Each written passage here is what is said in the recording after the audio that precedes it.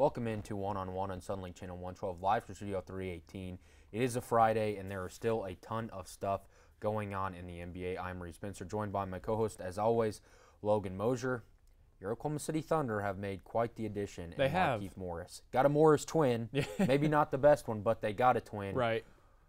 What addition is this for the Oklahoma City Thunder? I think he's going to be what they thought Patrick Patterson was going to be for them, a big that can come off the bench and stretch the floor. Shooting 33% from three this year, not as good as he's usually been. Last season, he was shooting 36%, and the year before that, also 36%.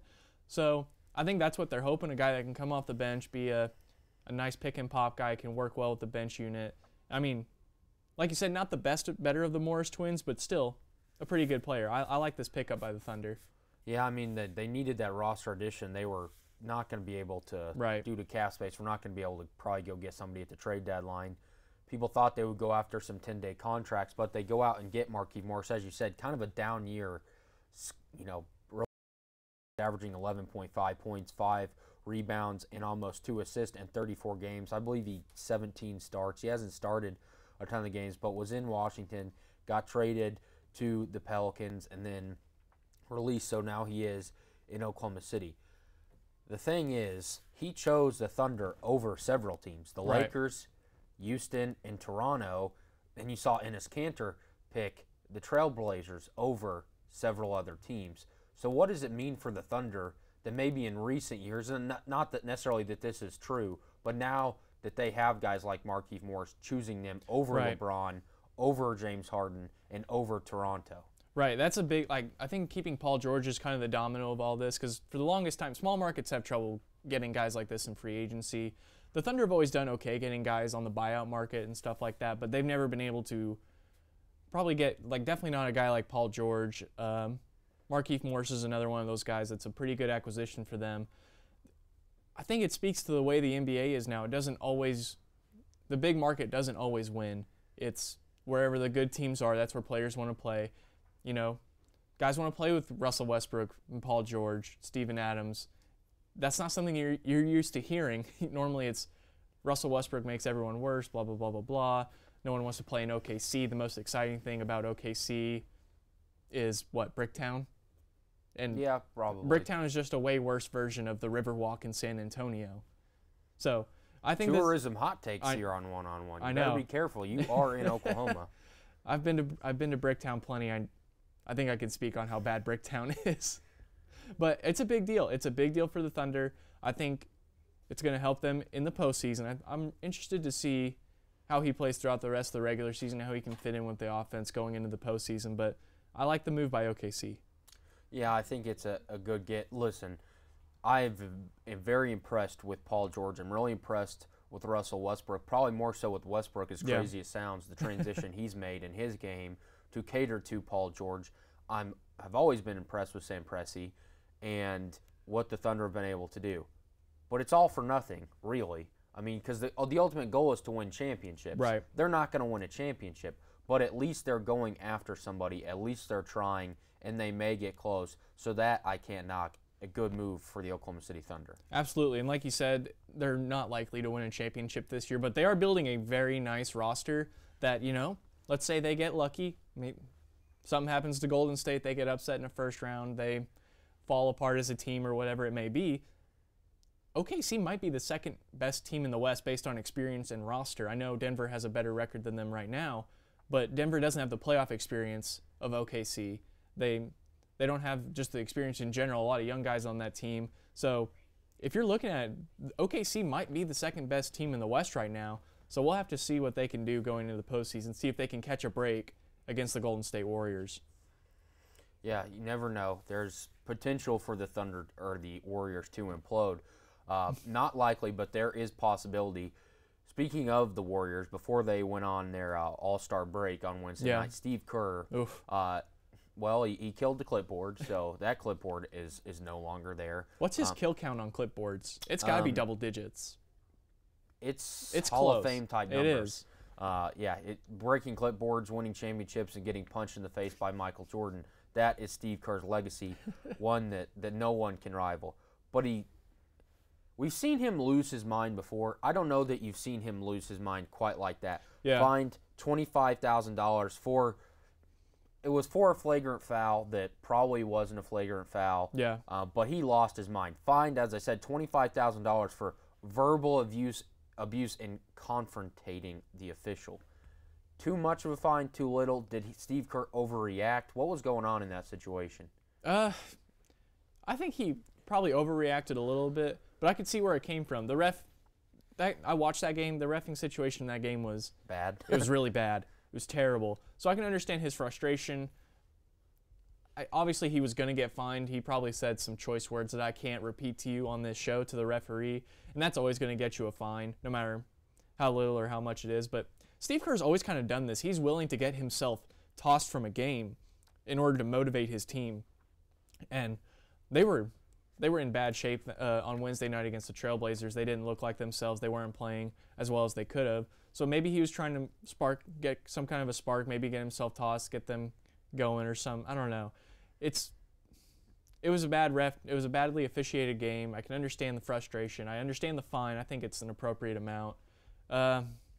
It's just normal. It's like you said, it's Steve Kerr stuff. I have much less of a problem with this than I do what Joel Embiid did. Because this was, and that's still heat of the moment in the post-game press conference. But for, Steve Kerr to do this in the game, you could tell he was letting his frustrations loose in the moment, and they deserved to. Yeah. At least he'd go, listen, you can't hit the official. You can't do anything. You get fined $25,000 for saying stuff to him. But he owes the same amount, I believe, as Joel Embiid. Yeah. At least he got his shot in. At least he got a little bit of his frustration, has KD holding him back, which KD holding somebody back. You think Steve Kerr could really get away from him if he wanted to. But Joel Embiid looks in the microphone, and curses. He can't say what he said, but goes after the officials. If you're going to do it in game. Get your shot in. So I have no problem with what Steve Kerr did. That was not a flagrant foul. Absolutely. I believe they called it on Draymond. Yeah. And it was on Zach Collins. The guy out of Gonzaga. Yeah. So, and I mean, it started as a common foul, and then they went and looked at it, and they did the thing where they slowed it down to like a fourth of the normal speed, and they said he hit him in the face and said it was a flagrant foul. And Steve Kerr, rightly so, went on a tirade. So, I mean, this is not. I agree with you, though. I appreciate they did it to the ref's face. He didn't go to the press conference and, as he's walking away and be like, oh, yeah, blah, blah, blah, blah, blah, Yeah, the clipboard would say otherwise. Right. But, yeah, I think that he went about it probably, as crazy as it sounds, the best way he possibly could to let his frustration out. Yeah. But, the league's going to have to take a look at this and re-examine the way they operate when this comes down to Game 7 of the finals and the refs screw it up. Then all hell's going to break loose, and everyone's going to be looking for an answer. But down in Dallas the other day, Dirk and D-Wade had their jersey swap. They buried the hatchet, really. I didn't realize before I read about this how much they really kind of hated each other. Oh, yeah. Especially after that 06. Yeah, and then the the 2011 finals. They did not like each other. And now I think it was a cool moment. And I think Dirk and D-Wade have always kind of been the moral high ground for the league. They've always been respected. Right. And I don't know that Dirk has a problem with anyone besides D-Wade. And I don't know that D-Wade had a problem with anyone besides Dirk. Yeah. But they certainly really did for a long time. Good Lord, Dirk can't run. No. Dirk can't run. No. Man. That's hard to watch. Hey, it still goes in sometimes. But, I mean, I thought it was a cool story to see two Hall of Famers, two legends go about it that way. Yeah, no, absolutely. And like you said, they really did not like each other. Dwayne Wade, in that controversial 06 finals, won his first championship.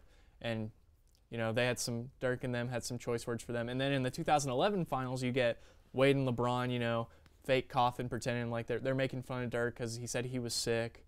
And then Dirk ultimately probably has the most unlikely finals victory, besides maybe that 3-1 Cavs victory in recent NBA history.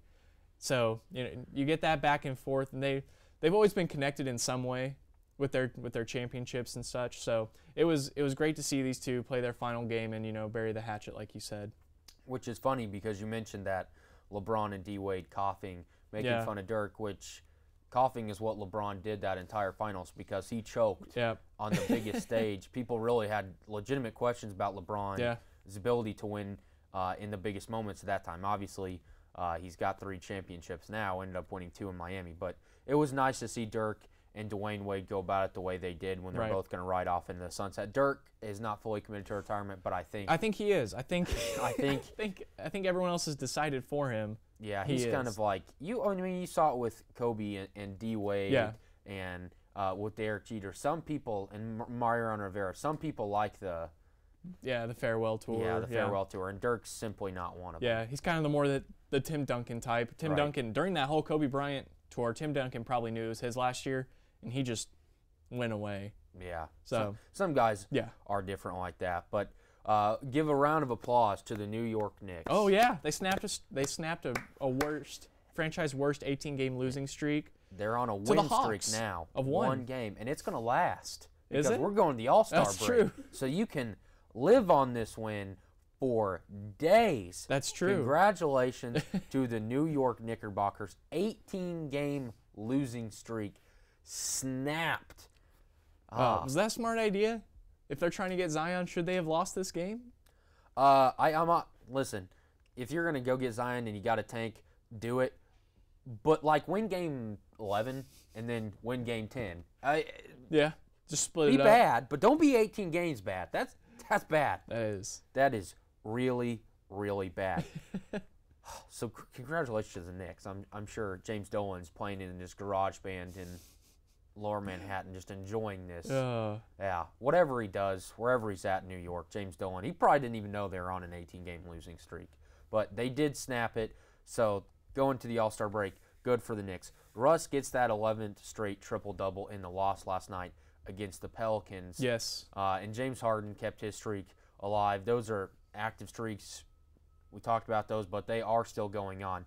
But he got that 11th triple-double down in New Orleans last night. But there's something else that happened in that arena if you want to get into that because I haven't seen the story yet. You were telling me about it, about the New Pelicans, the New Orleans Pelicans might be pressing the reset button in the front office based on Anthony Davis's actions last night. Right. Anthony Davis got injured in the game, ended up leaving the arena last night. The owner, who also owns the Saints, has more of a football mentality. She was upset that Anthony Davis left the game after he was ruled out and wasn't going to be able to return. So she wants to overhaul the front office, which is the smartest idea anyone in the Pelicans organization has had since drafting Anthony Davis. Dell Demps has done nothing in decades worth of experience. He has shown you that he couldn't make a good trade for Chris Paul. He drafted Anthony Davis, but I could have done that. And after that, I like the DeMarcus Cousins move, but everything else is a bad move. So they want to overhaul everything, get a new GM in there to overtake the Anthony Davis trade. Because I think she's like, if Dell Demps makes this trade, we're not going to get anything. We're going to be stuck in purgatory for the rest of time if Dell Demps makes a trade. I can't let him do that. We talked about this. The Pelicans are kind of, screw you, Lakers. They mess with them, but they're thinking they're going to get the best deal out of Danny Ainge. Danny Ainge is going to find a way and be laughing at the end, and then the Lakers will be laughing. I don't think you're right. They're a football ownership group. That's the way they operate. And you see that because the Saints have been successful in the Pelicans. They chose the name the Pelicans. There's some serious errors in judgment here for the franchise. But this is a pivotal time, and they have got to get it fixed. Absolutely. Really quickly, have you seen the new high-tech jerseys I have. That premiered? Fan, not a fan? $600, by the way. It's only going to be $600? I thought it'd be more than that. It'll probably only work for a week, but... Yeah, I'm not a fan. I will not be purchasing that jersey, obviously. It's for people with a lot more disposable income than myself. You might be rich by the time these things come out. I think it's the ultimate jersey for bandwagon fans. Yeah. I mean, Warriors fans they could switch it to a Durant Knicks jersey next summer. All right, we're going to take a quick break, come back, and pick our winners over the All-Star competitions, break down the All-Star game. We'll be right back after this. One-on-One is brought to you by Tinker Federal Credit Union. Visit facebook.com/TinkerFCU. While you're there for your family, we're there for you. Tinker Federal Credit Union. And OSU Communications. Not sure where to park? OSU Communications has got you covered with parking tips and bus schedule information. We'll be right back.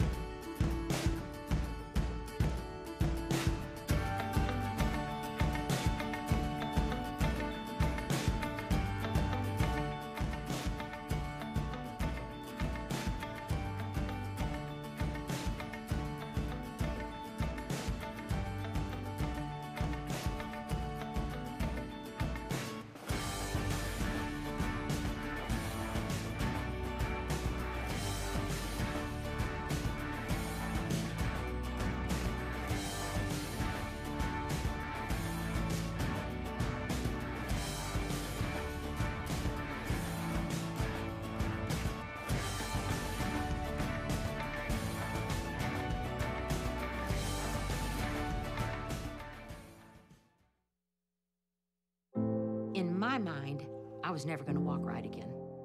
Before we were through, we had walked 23 steps. And that was my first steps of freedom. This patient is saying thank you.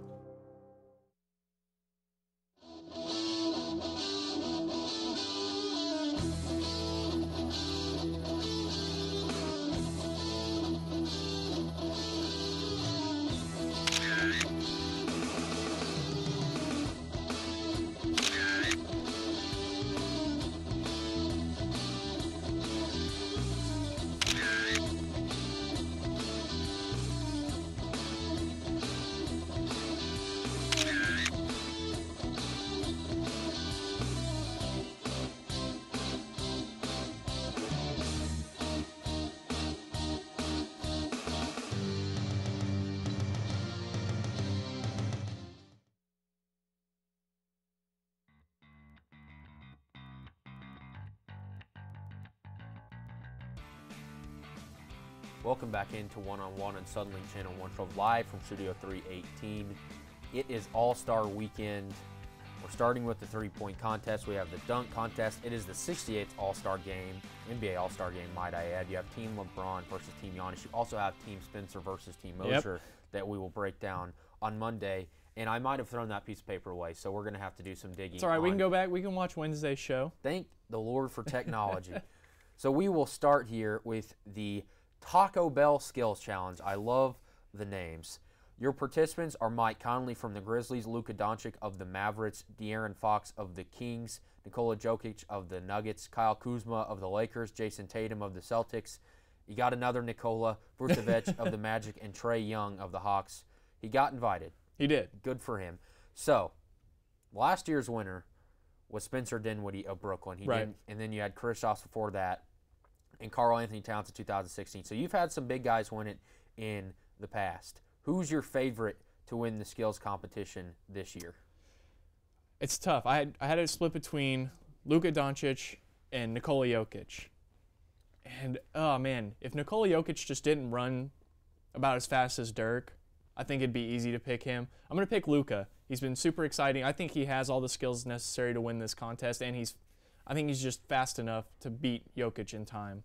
So you're taking... I'm taking Luka. You're taking Luka. All right, we'll get back to this really quickly. I want to put a pause on this All-Star talk because what we finished last segment was the New Orleans Pelicans and their front office situation. They have fired general manager Dell Demps. Your initial reaction? Man, that's only like a decade too late. Well, that's great because on the break you said 8 years too late. Yeah. So we've added 2. We've added 2 years. I went back and looked. It's been bad for a while. So it's been bad for way too long. Yeah, and you alluded to that in the 10 minutes ago before we knew it was official. Did you know it was official? I did not. Okay, so I was going to say, you were smart, Logan. I knew that before, but now I'm convinced maybe you should run the Pelicans. But they have fired. I probably could have done a better job. Not a better, but a similar job. You couldn't have done worse. I mean, you have good basketball IQ. I mean, you literally cannot have done worse. I appreciate you, Reed. I appreciate you having hope in me. I have all the hope in the world, but the New Orleans Pelicans have fired general manager Dell Demps. Anthony Davis is somewhere with a sore shoulder and a smile on his face. So back to the skills challenge. You are taking Jason Tatum, right? Luka Doncic. Luka Doncic, excuse me. Jason Tatum's not a bad pick, though. You're good because that's my pick. Okay. That's why I said that, I think. So you're taking Luka. I am taking Jason Tatum of the Celtics. This could go either way because I don't know that some guy like Trae Young, I don't know all around. He's got potential. He could win. I hope not. But there's potential in all these guys. Obviously, that's why they're in there. They play in the NBA. But I'm going to go Jason Tatum for my Taco Bell Skills Challenge winner, and you are going Luka Doncic.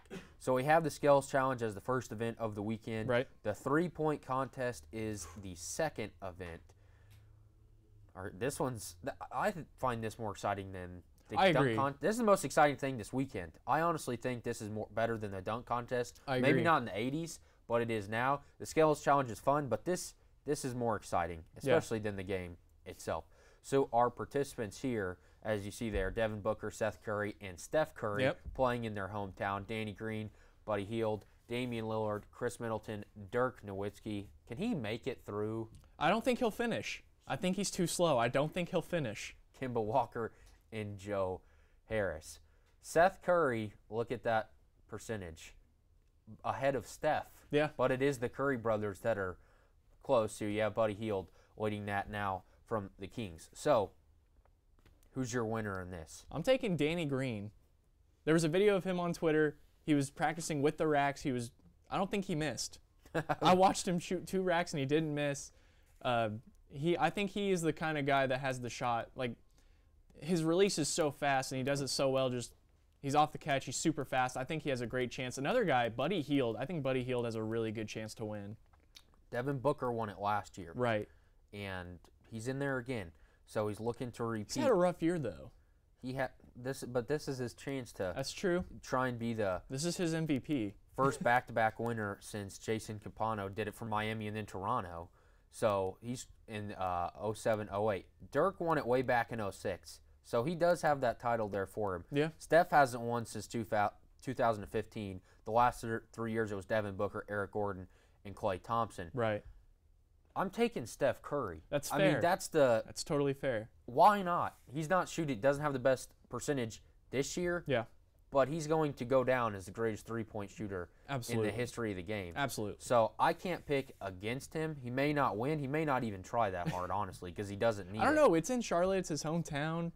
It is He true. could have a great weekend in general. Yeah, and he's on your team. I Yeah. might be in trouble. Yep. You're right. It is.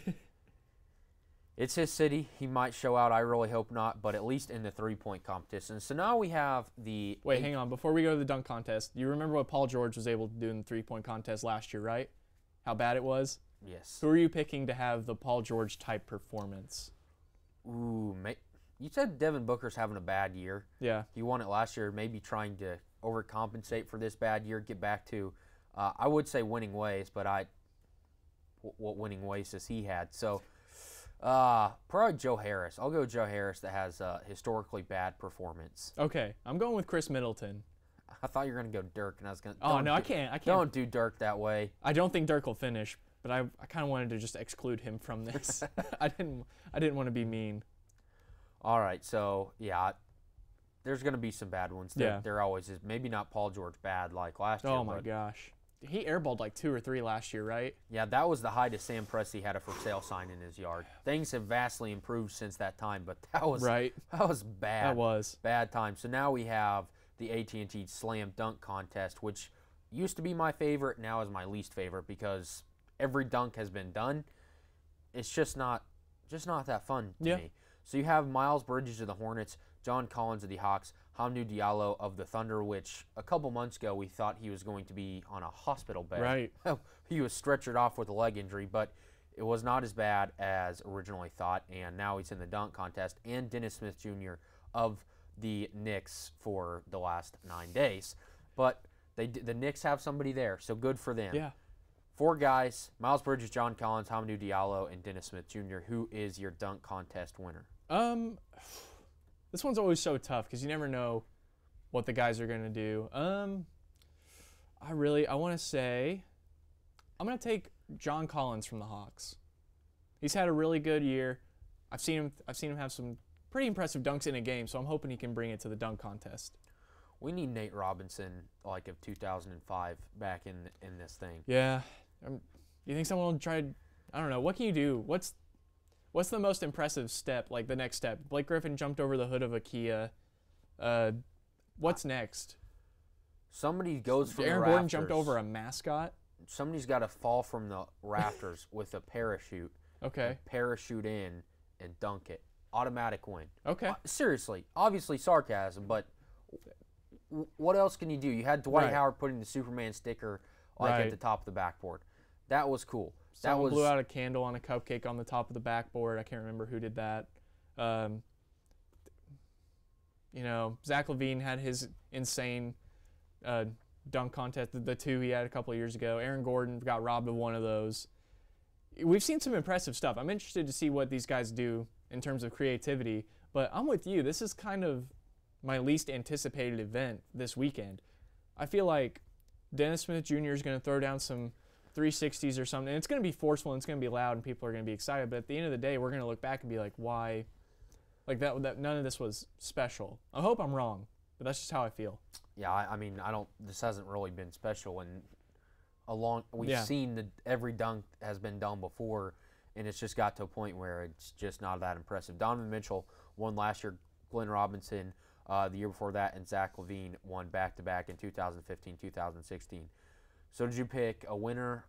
I picked John Collins. John Collins. I'll say Dennis Smith Jr.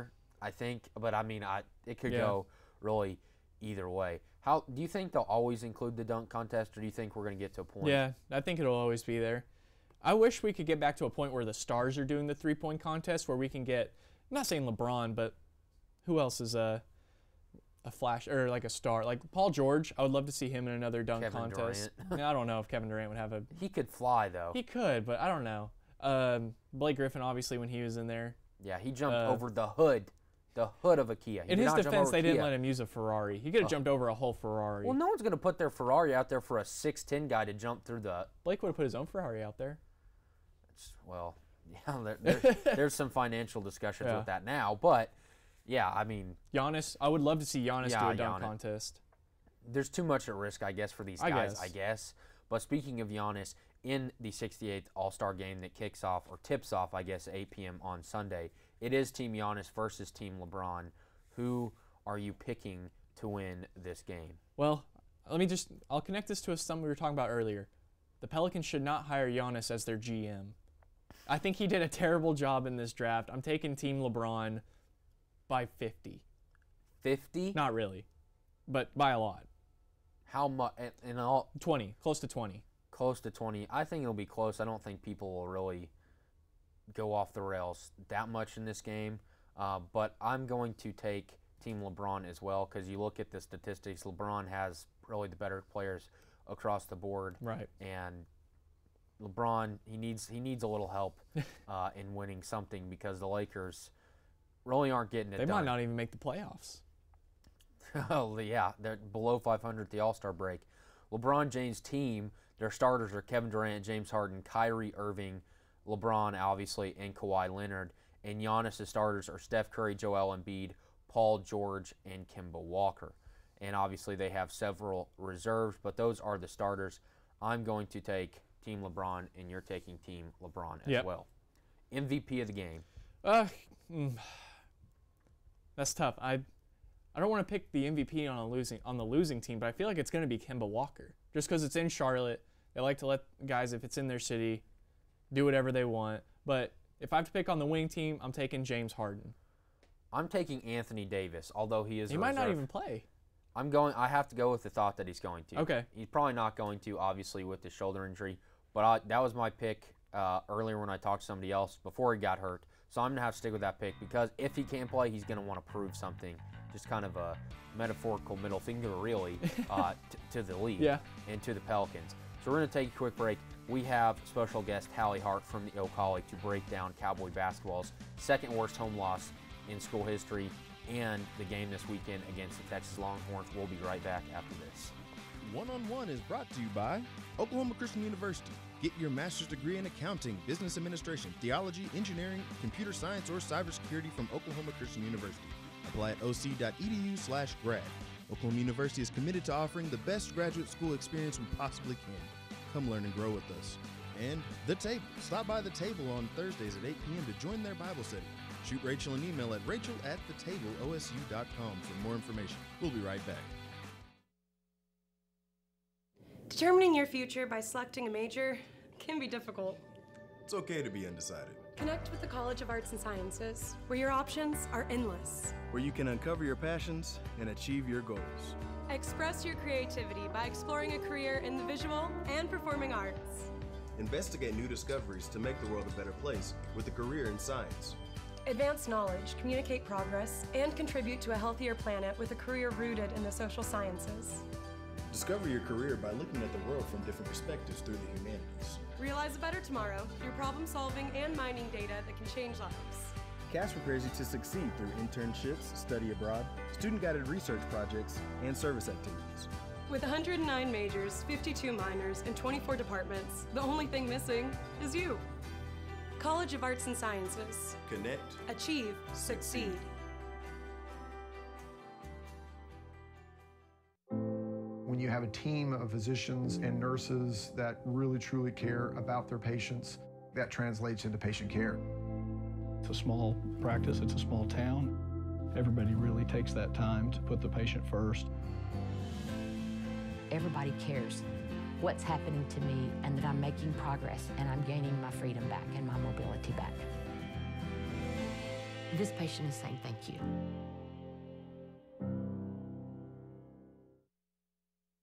This spring, I invite you to shop in downtown Stillwater. Downtown Stillwater is home to locally owned shops, boutiques, eateries, and dependable professionals that you can trust. Find the perfect gift for your graduate, have a delicious meal with mom, or just stop in to enjoy great spring savings. By creating a demand for local goods and services, you can ensure a place for the local businesses that help give our community character and keep it unique. On behalf of Downtown Stillwater, thank you for shopping local.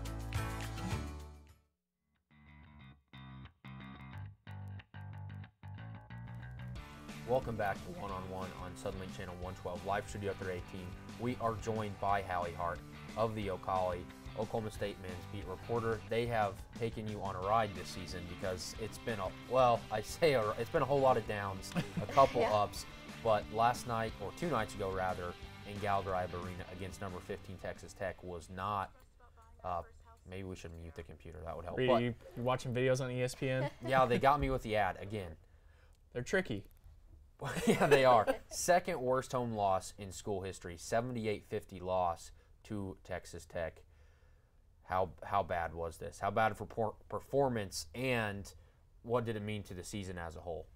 Yeah, well, you talked about how it's been ups and downs, but mostly downs lately. Well, it's the 7th in a row for Big 12 losses. You know, they had that one victory in there against South Carolina, but that was the Big 12 SEC Challenge. So Big 12 wins are hard to come by for the Cowboys, and that loss pretty much from the start was bad. I think Mike Boynton said it best when he was like, we were bad and Texas Tech made us bad. I mean, he obviously owned up to their mistakes after the game. There was really nothing else he could do. But yeah, it was, you know, it had to be frustrating for the Cowboys because there have been a lot of Big 12 games where they've been able to have a lead at the start and then they've lost it, but they've at least kind of kept up with the other Big 12 team throughout, you know.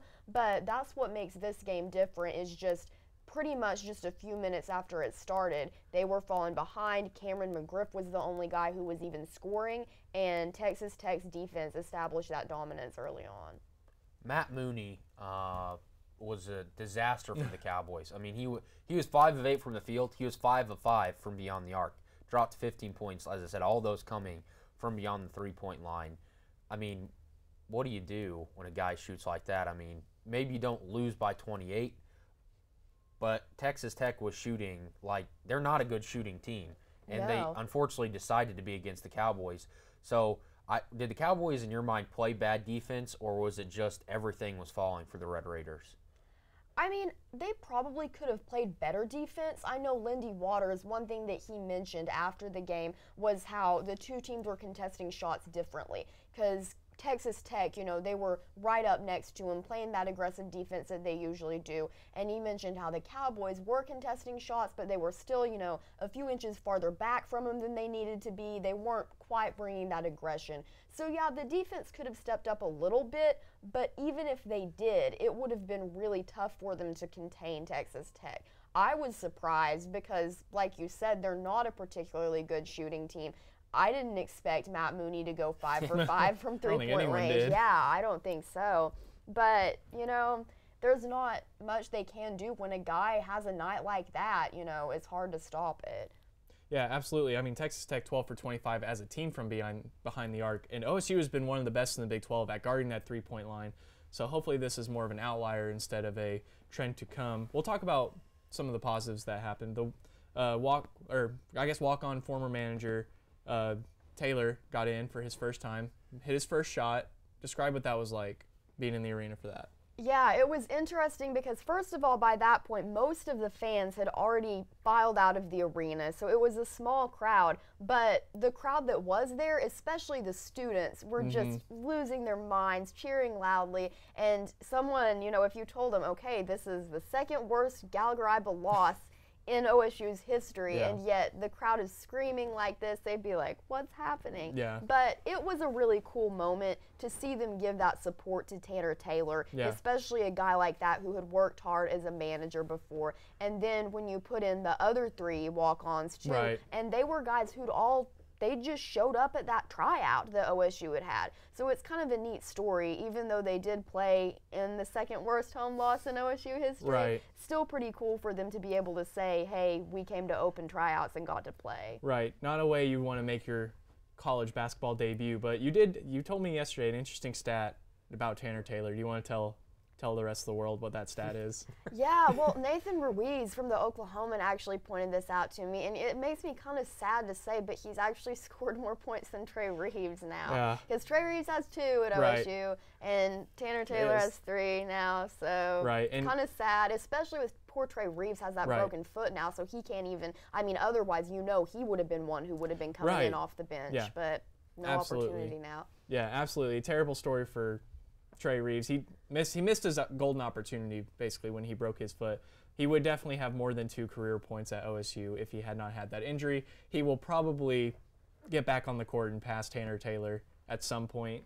Is he planning to come back this season at all, or is he going to be out until the next season? I don't know about this season, but he's a junior this Yeah. year, so he'll have have another another year. opportunity. I know next year's when they'll be bringing in all the new guys Right. from this next recruiting class, but still, I bet if it's a game, especially with him being a senior, some of those last few Right. games, if it's not close, I'm sure Boynton will give him an opportunity if he's healthy. Right. So now you have to move past that 28-point loss. You're going down to Austin this weekend. Really, the statistics across the board and the team averages really aren't that different. Texas is not great. They're 14-11, obviously a little bit better than the Cowboys. They're averaging 71.8 points per game, 68 for the Cowboys, and they're allowing 66 while the Cowboys are allowing 61. So you would think your score would probably be around 71 to 67. But the assists per game and rebounds per game are pretty similar. What do the Cowboys have to do down in Texas they don't want that 8th Big 12 loss in a row, because that would be the first time it's ever happened in school history. I told you last night, and you probably know this, but this has never happened in school history with that 8 straight conference losses. Plus, this will be the 6th season that Texas Tech loss ensured. This is the 6th year in a row that they will not have a winning record in Big 12 play. So what do they have to do to put an end to all this and get a win in Austin?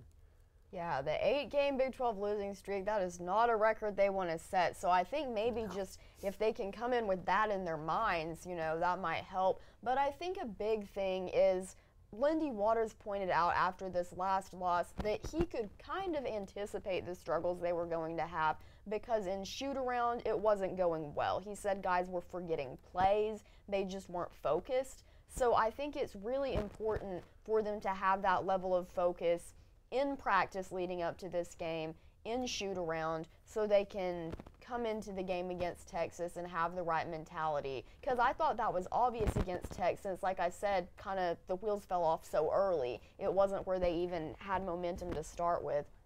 So I think getting early momentum and then maintaining that through the whole game. And like Boynton said, kind of just at some point them being like, hey, we're tired of getting our butts kicked. Something's going to change. I don't know how easy it is for them to do that just because the roster is so small, but they've got to try and play with a chip on their shoulder. Which of these 2 Longhorns do you think is more dangerous to the Cowboys, Kerwin Roach or Dylan Oskowski? I don't know. That's a good question. And of course, I'd seen both of them play this season in Gallagher-Iba because OSU barely squeezed out the win against Texas. Right. So that is one thing that could give them a little bit of confidence, is at least, hey, we can beat this team. But I don't know. I might have to go with Kerwin Roach, just more on a consistent basis, but both those guys are dangerous for sure. Right. Kerwin Roach is probably the most freakish athlete I've ever seen in my life in person. That guy could jump out of the gym, so you always got to watch out for him. Oskowski is a guy who can kind of do it all. He can pass, he can pull down the boards. Yorane will have a tough day, I think, on Saturday. What do you think about that? What do you think about that matchup? Yeah, that's an interesting matchup. It gives Yorane good experience as a freshman for sure, going up against a guy like that. But he's a guy who's had a lot of progression lately. Of course, he fouled out against Texas Tech, Right. so he's still going to watch that foul trouble.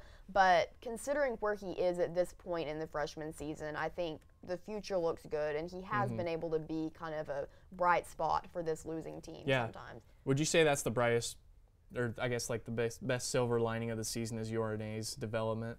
Probably so. That's the thing that's really stood out to me. And of course, you have the other freshman starter, Isaac Likely, who's been able to develop too. But yeah, Yordan is one who really stands out to me as someone who's just, committed to what the Cowboys are about, willing to work and learn from everyone all the time. So yeah, I think these next few seasons, he can be a really big contributor. Right.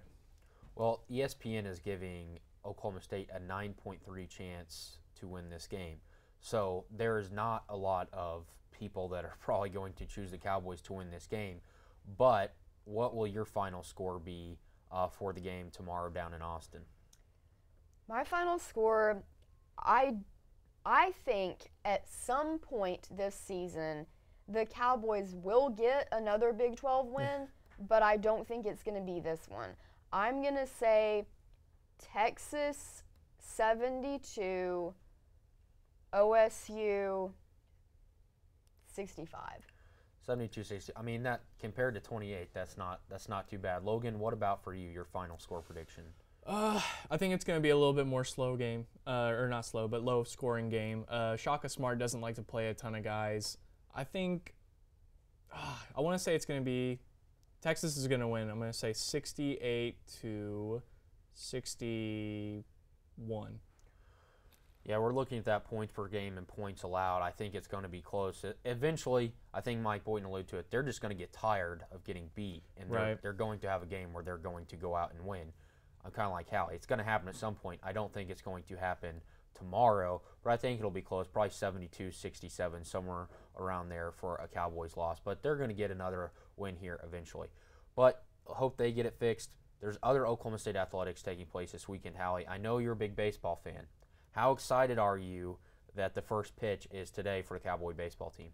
I'm super excited. I've been ready for baseball season to come back. I am thrilled about it, especially after, I got to tour the new O'Brate Stadium, which is under construction, and that's going to be awesome. So a lot of changes for this Cowboy baseball team. And of course, they start on the road. They have a 3-game series against UT Rio Grande Valley to kick it off this weekend.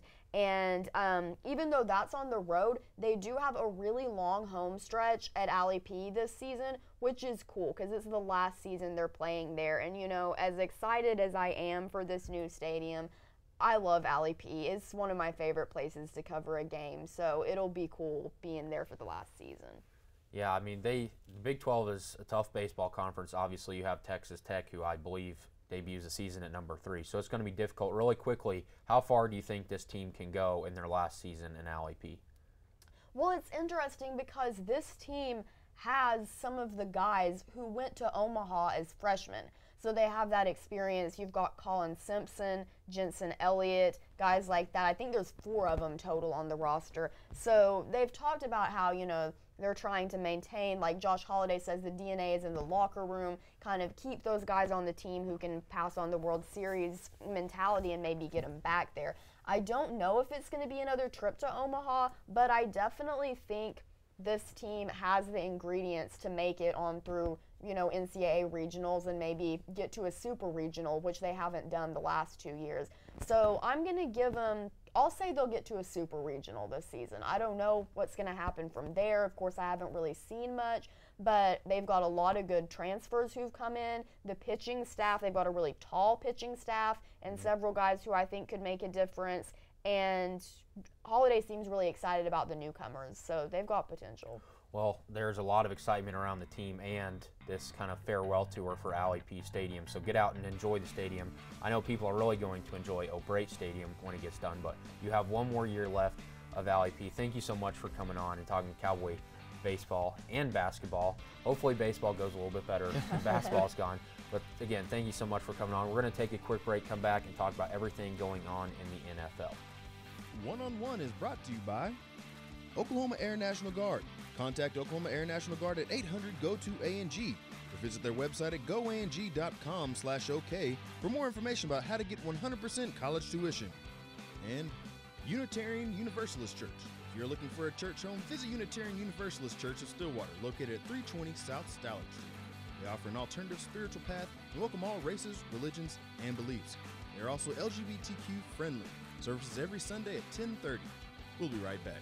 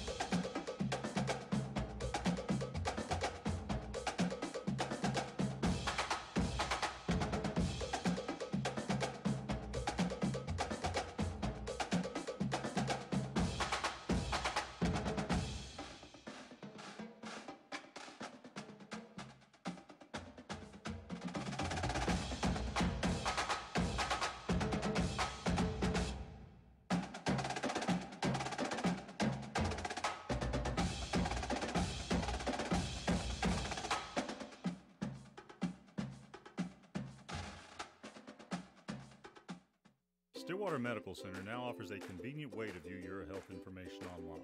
It's secure, easy, and free. Our hospital and clinic patient portals allow you to view results and reports, medications and allergies, track visit histories, view upcoming appointment information, and see your statements. To enroll, go to stillwatermedical.com and click on the patient portal link near the top right of the page. If you have questions, please feel free to call 405-533-6010.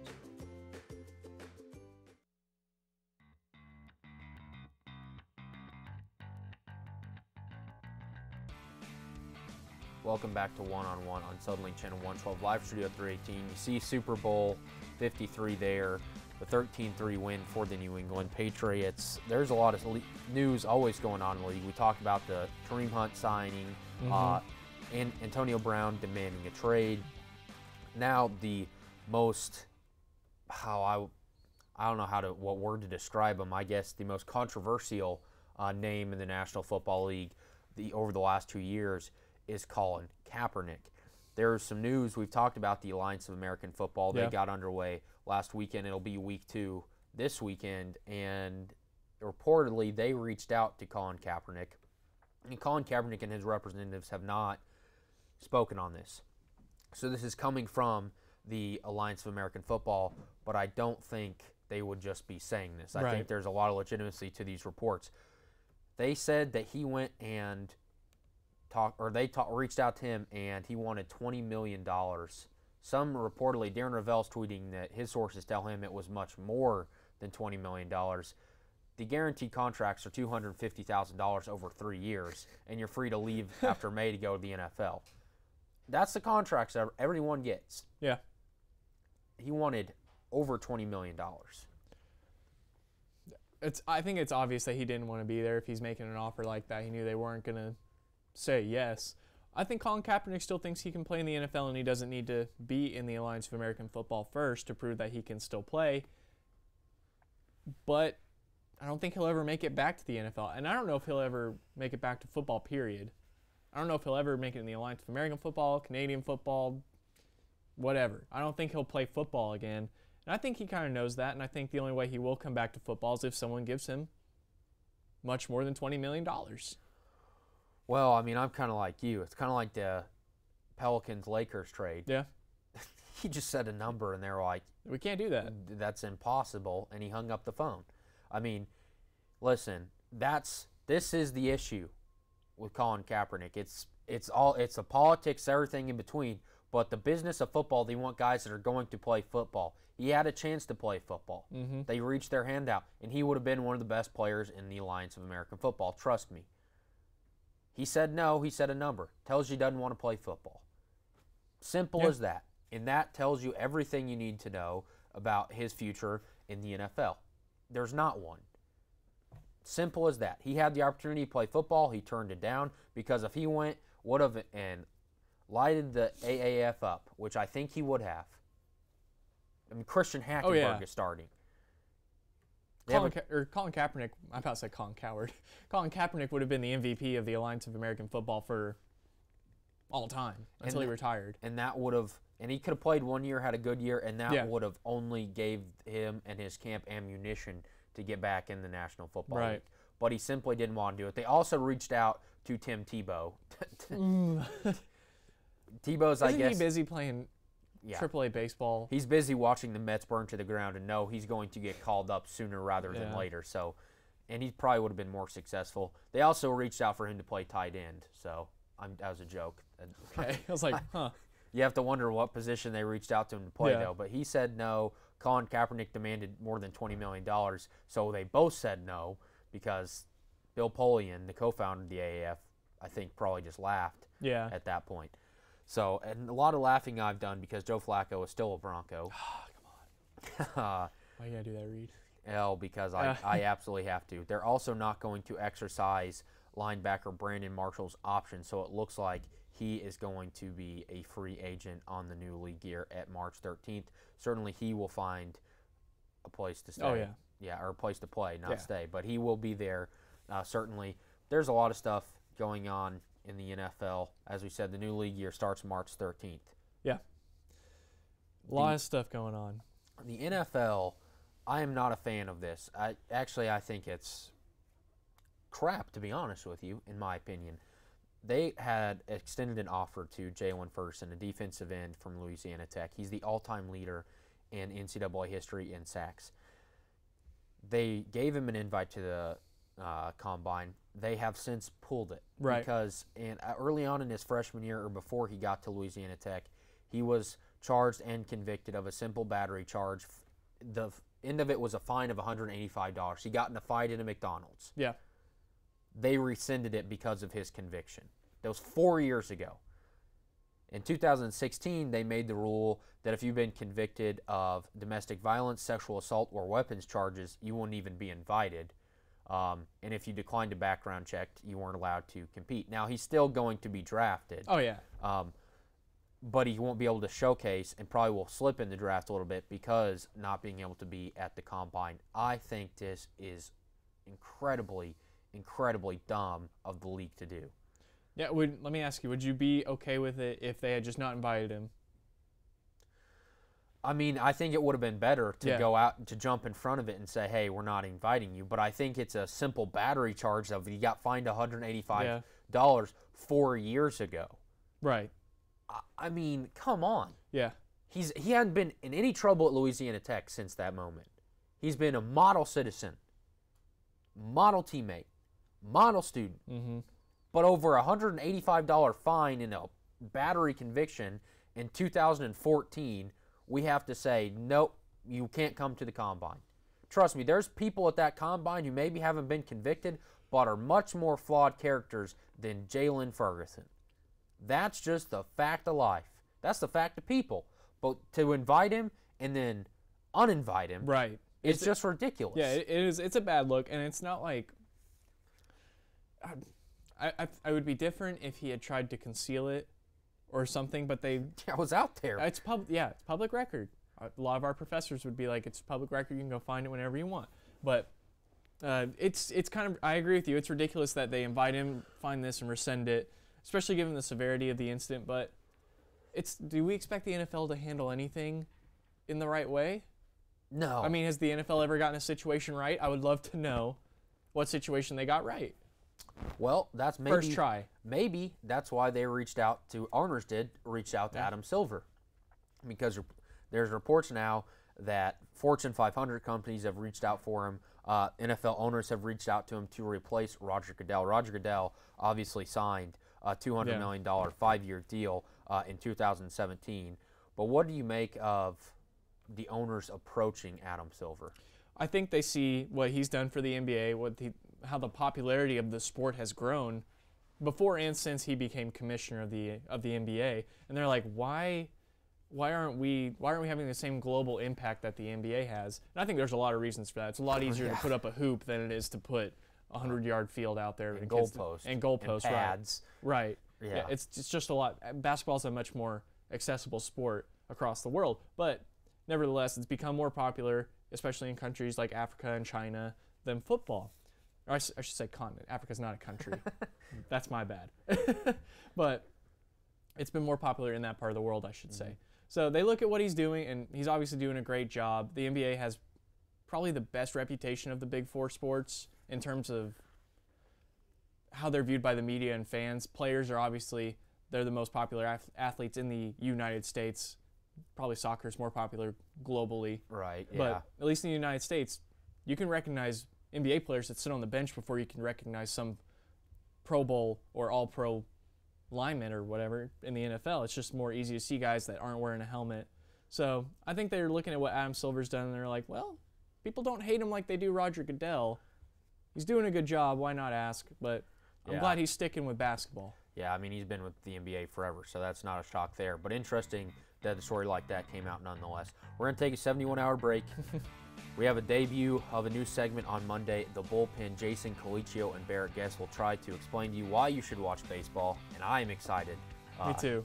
Change my mind. I was about to say, change my mind. So we do have the debut of The Bullpen, but we will be back on Monday to discuss Oklahoma State athletics and everything going on in the sports world. We'll see you then. Determining your future by selecting a major can be difficult. It's okay to be undecided. Connect with the College of Arts and Sciences, where your options are endless. Where you can uncover your passions and achieve your goals.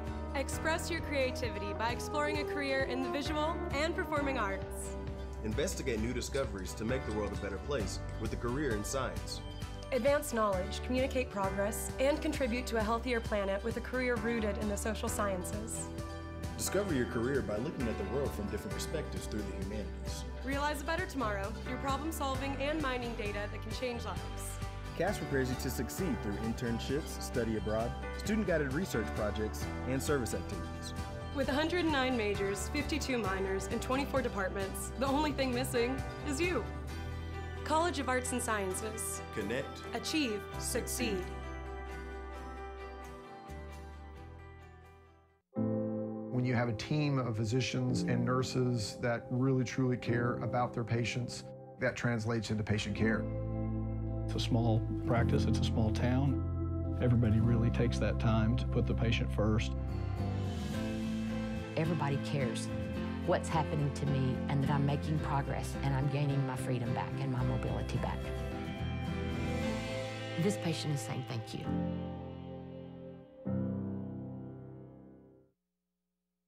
This spring, I invite you to shop in downtown Stillwater. Downtown Stillwater is home to locally owned shops, boutiques, eateries, and dependable professionals that you can trust. Find the perfect gift for your graduate, have a delicious meal with mom, or just stop in to enjoy great spring savings. By creating a demand for local goods and services, you can ensure a place for the local businesses that help give our community character and keep it unique. On behalf of downtown Stillwater, thank you for shopping local.